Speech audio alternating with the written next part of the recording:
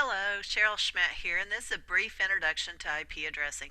So in this presentation, we're going to talk about two different ways that you can use to get IP addressing configuration information, and we're going to look at how to do that on a Windows computer. So, addressing, two ways to get an address, or addressing IP configuration information. So the way you can do that is you can either use DHCP or you can manually enter it in yourself. So DHCP, Dynamic Host Configuration Protocol.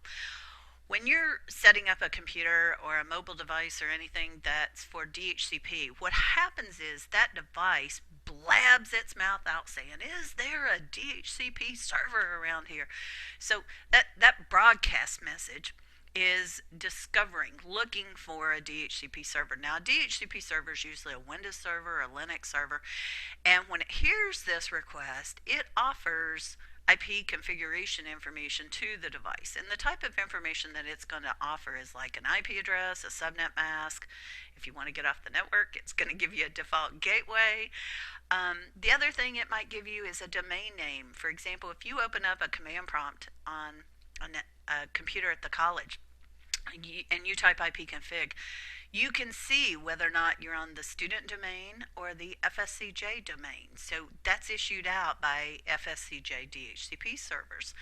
So the other thing that you might get is a DNS server address, IP address. And the reason for that is when you open up a browser and you type www.fscj.edu, a DNS server translates that domain name, fscj.edu, into an IP address, which is the FSCJ web server. So you don't want to have to go put in that IP address, and that's why DNS is commonly issued out with DHCP information. The DHCP configuration method is the most common method used for corporate PCs, mobile devices, and IP-based phones used in a company environment. So this would be medium to large companies. Now, that doesn't mean that everything within a medium or a large company everything would be. Statically assigned addresses are still used, and they are used for things like servers and printers. So your DHCP server, your web server, your DNS server, your database server, all those things are going to have statically assigned IP addresses as well as printers. The other place that you use it is like when you're doing labs. You're building a small network or you're building a test environment, then you're going to manually configure it yourself. Also in small networks, like a small company, 10 computers, you're not going to build a DHCP server just for 10 computers. You're going to go assign those yourself. So let's take a look at how to do it. So in Windows, you want to look for the Network and Sharing Link control panel, and you're going to look over on the left for the Change Adapter Settings link. Once you're there, you're going to see all the network communication devices that have the capability. So you want to make sure that you get on the right NIC that you want to configure for either DHCP or statically assigned. So the words that you want to look for is either Ethernet or Wi-Fi if you're doing wireless.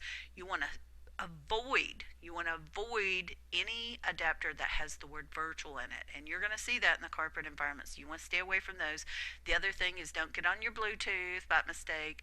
So once you find the right NIC, then you're going to right click on it and select properties, and you're going to double click on the TCP/IP version 4 option, and that's going to give you this window that's shown over here on the right hand side. If you select this radio button right here, obtain an IP address automatically, that's going to configure the device for DHCP.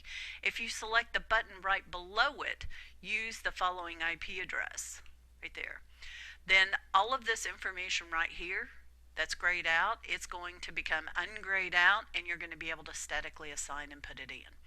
Now I want to review some IP addressing information that you should have gotten out of the chapter. Very, very important, and I just want to review it before we go to the next module. So you need to remember that every device needs a unique IP address on the network, and that is an IP address today because we use the TCP/IP protocol stack to communicate on the internet. So what you're going to see in a company environment is private IP addresses. You're going to see this in homes too.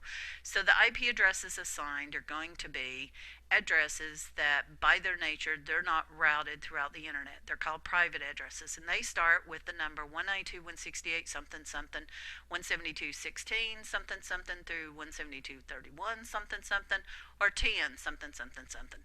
So those are the addresses you're going to see, you're going to be told to assign. So every IP address has two parts. Really, really important for you to know.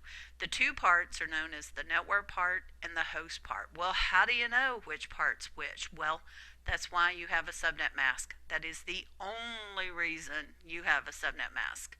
So the subnet mask is a number that represents a series of ones. Well, why would you have ones? Well, where the ones stop is where the network portion stops. That's how you know the difference between the network portion and the host portion. So let's take a look at an IP address, 10.10.5.177. Now, that means nothing unless you have a subnet mask. So the subnet mask that this machine's been assigned is 255.255.255.0. So 24 ones in a row. 1111111, right underneath that IP address, right?